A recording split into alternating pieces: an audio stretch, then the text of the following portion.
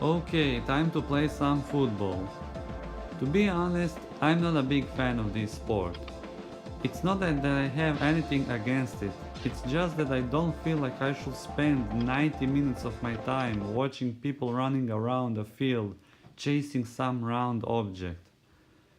I couldn't care less about rules, player transfers, or damn statistics. Who scored whom, how many goals, how many red cards did the team receive during this or that period. This really isn't my turf, you know? The only time football means something in my life is when my country takes part in European or FIFA World Championship. That's when I start paying attention to what happens with the players in our national football team and performing results of other teams. The football craze spreads like a disease fairly quick, and you can't help yourself but to live it for the entire period of championship duration, or at least until your country gets knocked out. That's also time when you pick up some football game and entertain yourself in between matches. Football game like the UEFA Euro 2000 for PS1, for example. We can have another look now then. Why UEFA Euro 2000, you ask? Because I have no other football game in my possession, that's why. But that's okay, it's not that I need to have the latest one anyway. Most people are right when they say if you played one football game, you played all of them. So you're at loss only if you want to play with the most recent players and teams. The rest of us should just pick one that plays fine and enjoy it. The UEFA Euro 2000 is a typical football game, nothing more and nothing less. It was made by Electronic Arts, which means good graphics and great presentation.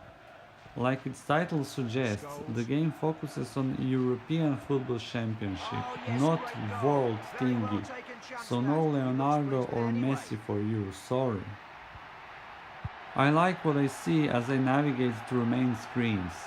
The pop-up menus are kinda odd at first, but eventually you get used to them. Everything feels and looks just fine, especially once you get out on a field and see all the nice action replays and for the time smooth and realistic body motions.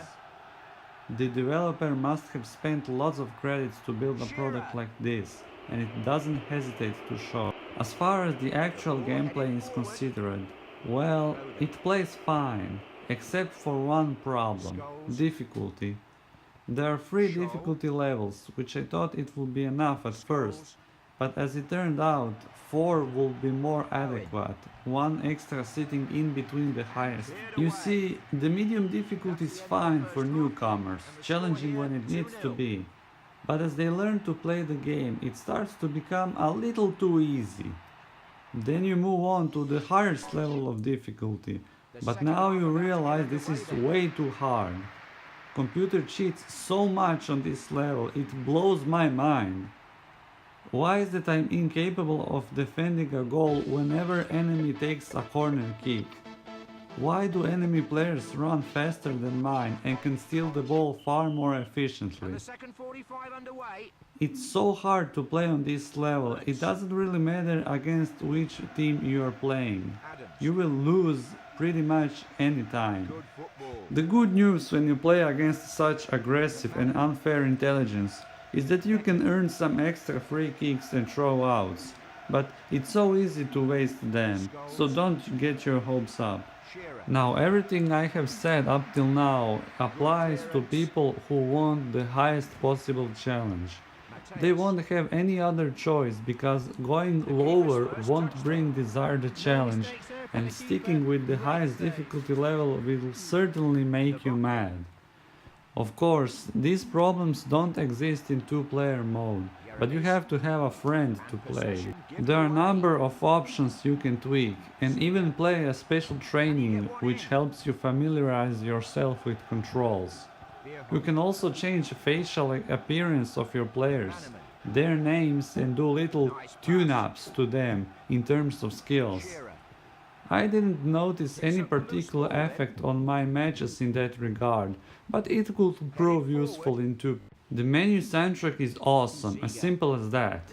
Remixed version of the Euro 2000 theme Champiole pumps you up for the action, and instrumental tunes that appear occasionally aren't backing either. The game's music is the first thing that comes to my mind when I think of that game, so I'm close to saying it is the best segment of the game along with the main menu presentation.